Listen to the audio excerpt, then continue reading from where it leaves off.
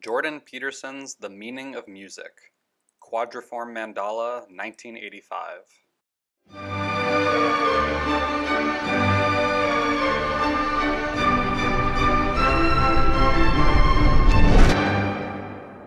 What is the story behind the logo that you use in your intros? Where did it come from? That logo is called The Meaning of Music, and it's actually a sculpture that I made in 1985 that's about 5.5 feet by 5.5 feet and about 8 inches thick, and it's made out of foam core, which is this.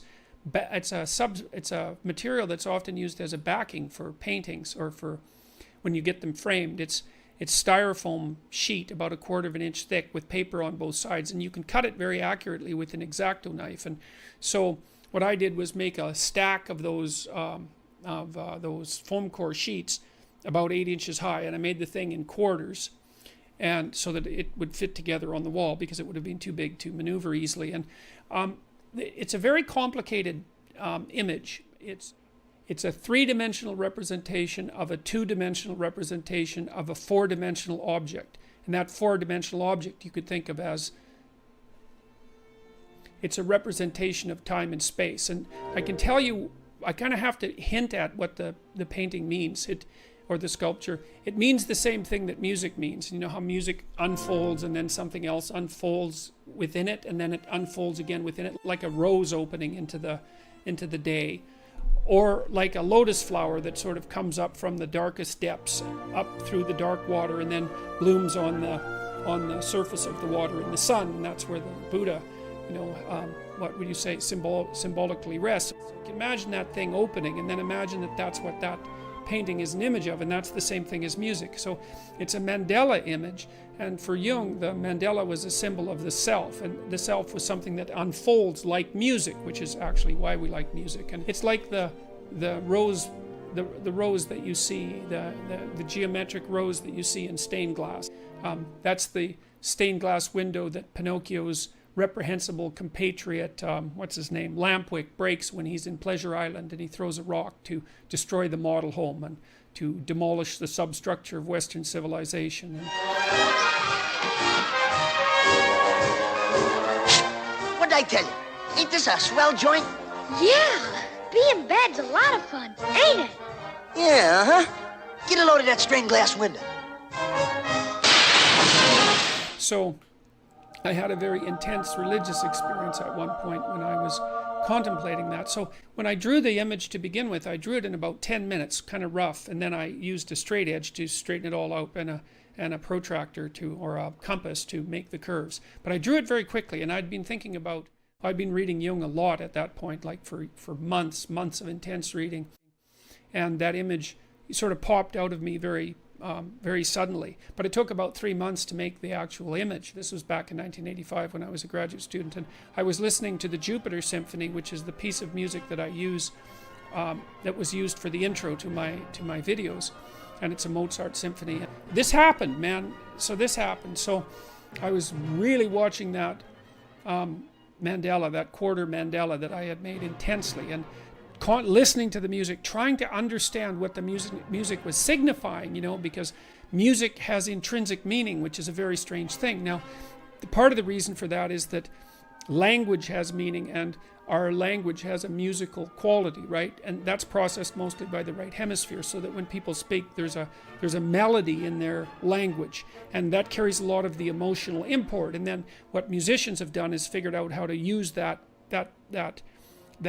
musical faculty, let's call it, that non-semantic musical faculty, to sort of purely denote meaning. That's part of what music means. And so, but I was still trying to understand what the meaning was, because it's non-verbal, the meaning of music, and I was trying to figure out how to articulate that, and that's partly why I made the sculpture, was to get a grip on it and to understand it. And anyways, I was really concentrating hard on that Mandala and that sculpture, and I had been working on it intensely for about 3 months, so that's a lot of meditation on a single idea. And I was standing in my living room, and then I had this very strange experience. I can't explain this properly because there's no way of really describing it, but I'll do my best. So, in those Renaissance paintings, sometimes you see, well, first of all, you see great cloud great sunny skies with massive, stupendous, impressive billows of clouds, and then light shining through, the sunlight shining through in streams. Sometimes that's captured very beautifully by, especially English, later artists, usually that are later than the Renaissance, but you see it in Renaissance paintings too. And you also see in Renaissance paintings, especially in the earlier phase of the Renaissance, the sky opening up and God sort of peering forth through the clouds. And that's exactly what seemed to happen to me, is that I had this sense, it was like a vision, although I was still in my living room and knew it, but inside the theater of my imagination, I could feel the sky opening up. Now, it wasn't the sky, it was, I would say, the only way I can really think about it is that it was something like another dimension.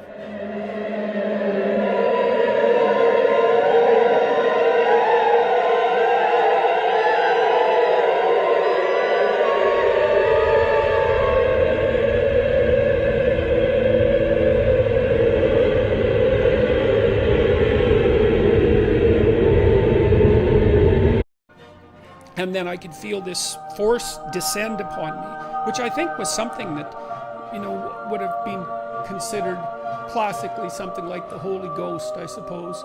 And it filled me with this intense sense of paradisal.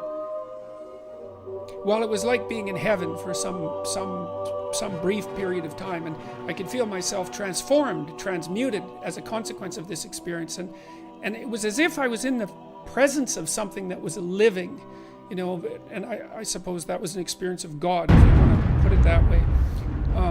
That's certainly what it seemed like, and I felt that I could live that way. I could live transfigured like that permanently if I desired it. And I thought, my God, I wouldn't be able to walk down the street in this sort of elevated state, let's say. I don't know how I would act. I don't know how I would interact with people. I don't know how people would interact with me. I just don't think that I could do it. And then I felt that whatever had descended, it seemed that as if it was sorrowful, and it departed from me slowly, and with no punitive intent, and I wouldn't say with any dissatisfaction. It was as if a gift had been offered that I wasn't in no position to receive. And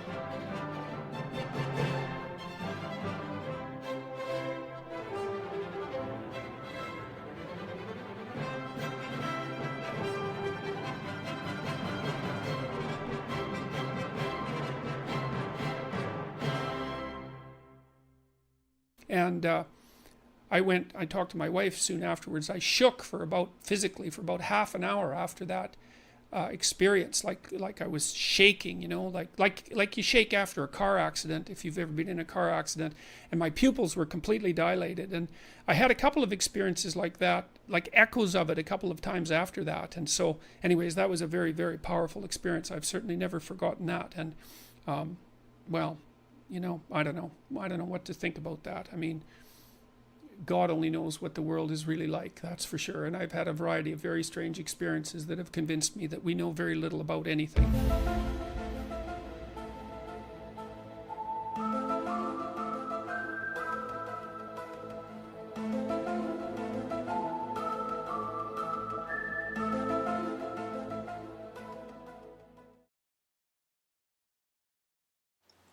Analysis.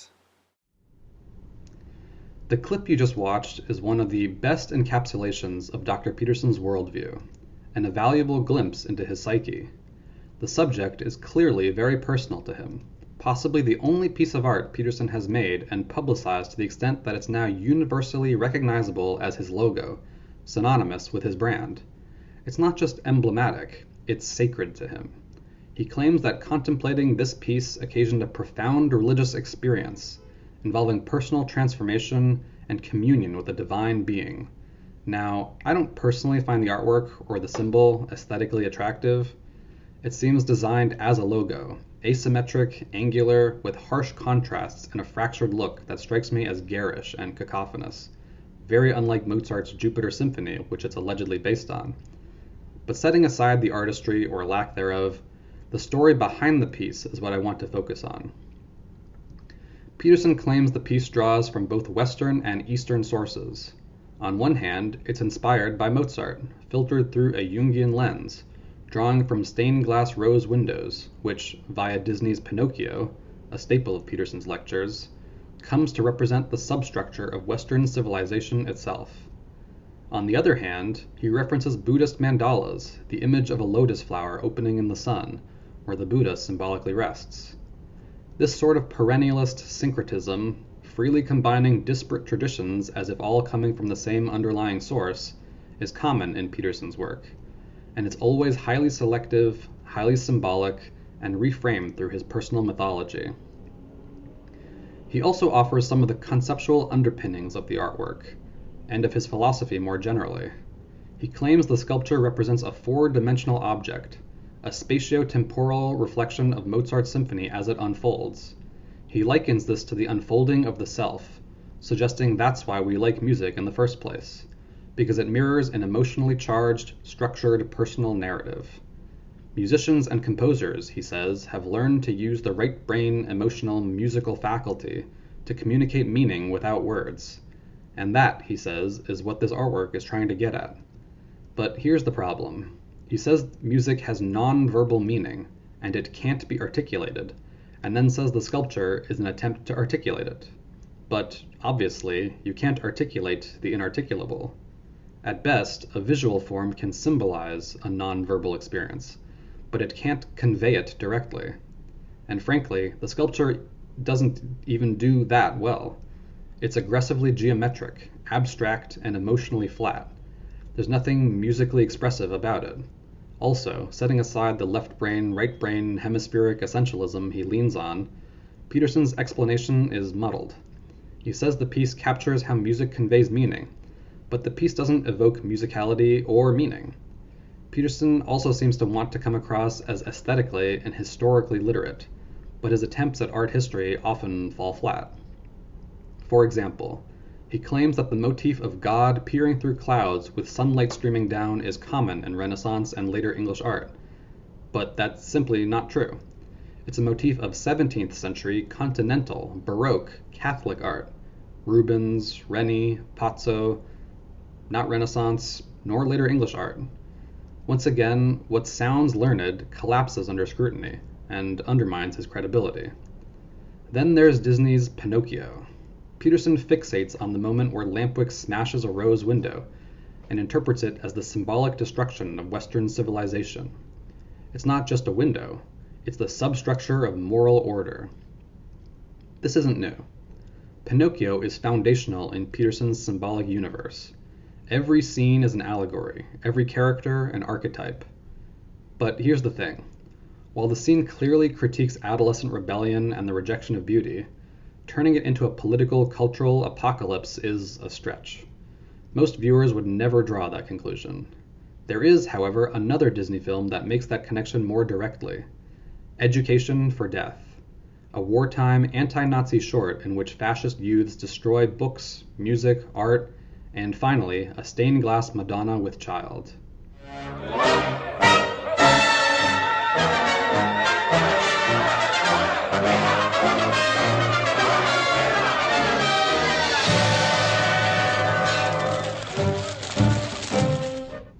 The similarities are hard to ignore. Whether consciously or not, Pinocchio echoes it, or maybe it's what Jung called synchronicity, a symbolic alignment below the surface. And when you realize Peterson's sculpture is literally shattered, broken into 4 disconnected pieces, the ambiguity deepens. Is the artwork mourning the collapse of Western civilization, reflecting it? Or is Peterson himself the symbolic window smasher, shattering beauty to construct his own myth? Then comes the theophany.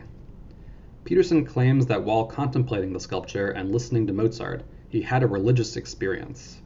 The sky, or rather a dimension, opened. A presence descended. He felt joy, elevation, transformation, as if in heaven. But his language is evasive. He says it would have been classically described as the Holy Ghost, I suppose, and that it seemed like an experience of God, if you want to put it that way. As usual, his language is vague and carefully non-committal.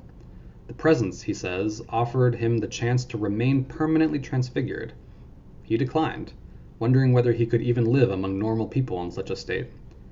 And then the presence departed, sorrowfully, but gently, leaving him trembling, shaken, and full of questions. Structurally, this is a textbook prophetic vision. It follows the biblical formula: rupture, vision, transformation, return.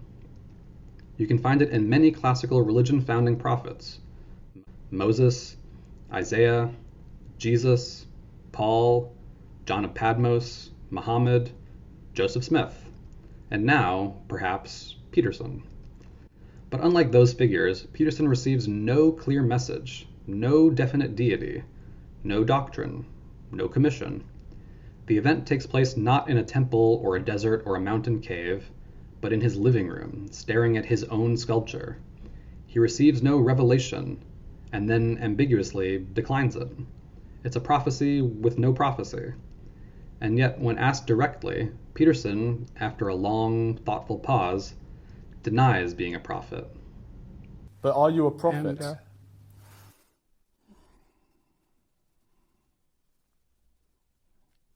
see, to say yes or no, I have to think about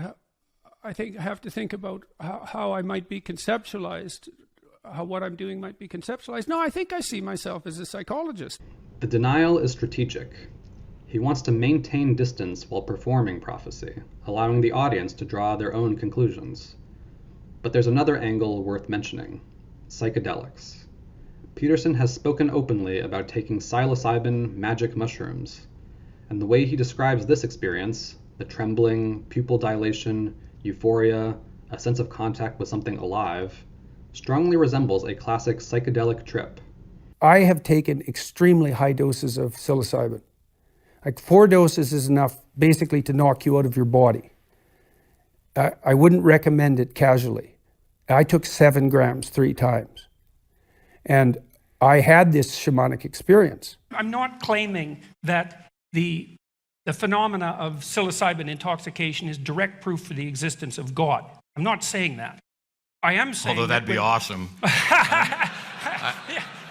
Well, people do report personal experiences of that sort of thing. So it's not completely out of the realm of the experience. But it's also because of the problem of the border between the subjective and the objective. It's difficult to probe deeply enough to come up with anything definitive. And I understand that that's a problem.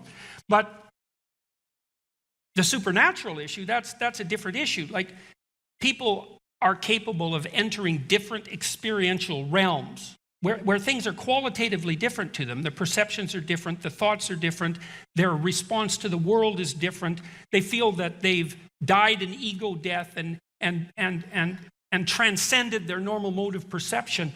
Like, maybe that's not part of the supernatural, but then you're starting to define the supernatural pretty narrowly.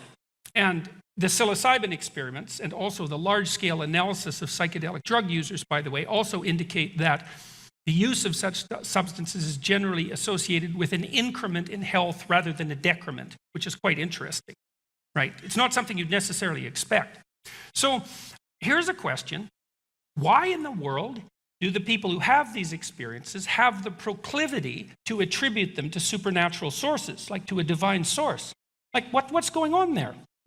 Now, there's no direct evidence that this particular experience was drug-induced, but the similarity is striking. And if it was a psychedelic vision, then Peterson's framing is, at best, selective.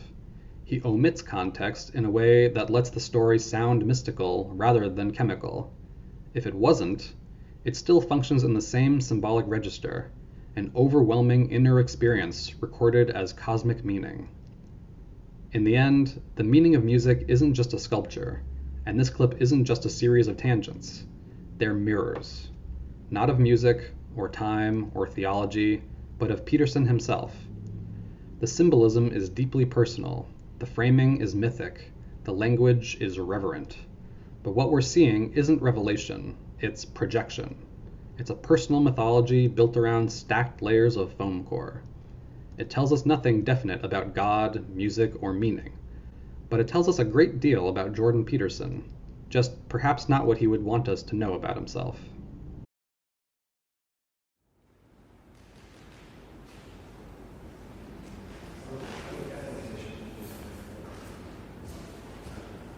This piece is titled The Meaning of Music by Jordan B. Peterson, born in 1962. It was created in 1985 and measures approximately 66 by 66 by 8 inches. The medium is foam core, hand-cut and assembled into a geometric relief. Constructed as a Jungian mandala of the self, this geometric relief seeks to spatially represent the unfolding of meaning in music, specifically Mozart's Jupiter Symphony, across time and space. Unfolding like a blooming rose, its stark palette of red, white, black, gray, and ochres, combined with its fragmented, asymmetrical form, evokes both symbolic aspiration and psychological fracture. Its disjointed structure may also allude to the shattered substructure of Western civilization itself. Notably, the sculpture became the focal point of a profound religious experience for the artist.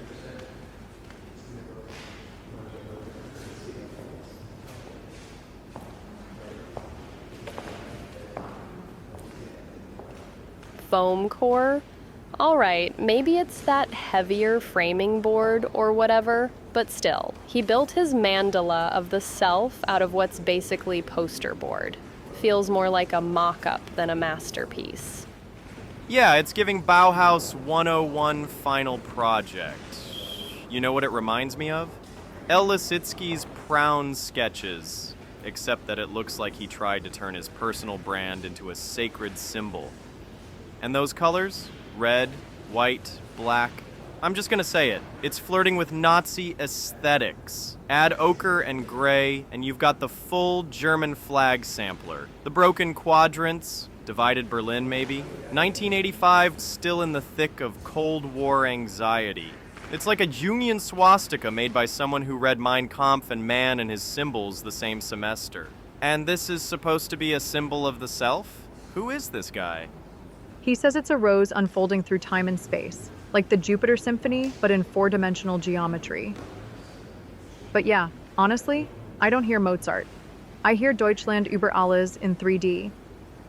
And the ego on this.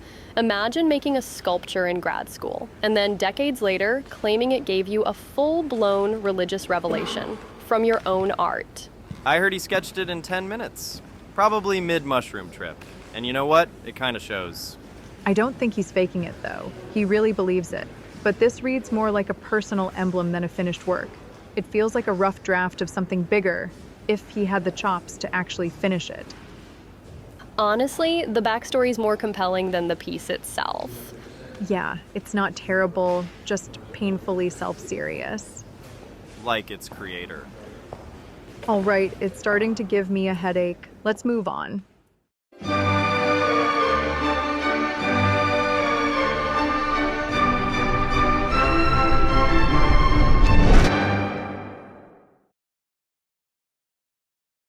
Appendix.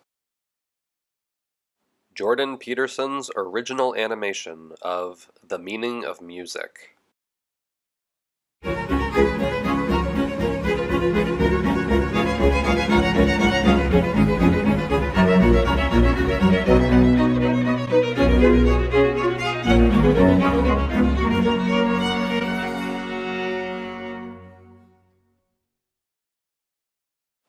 Jordan Peterson has changed the animation of his mandala flying together that he has featured in his YouTube video intros since 2017. The original version used different music and included a rapid sequence of images in the background. This animation has been scrubbed from the videos on Peterson's channel, as if erasing it from history, replaced by the version without images.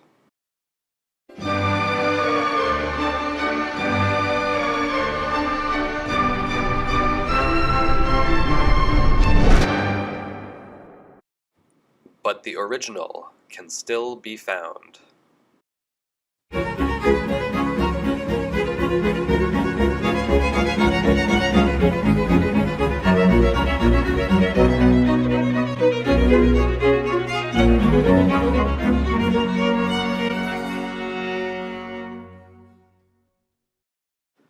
Did you catch those 34 images that flew by in 4.5 seconds?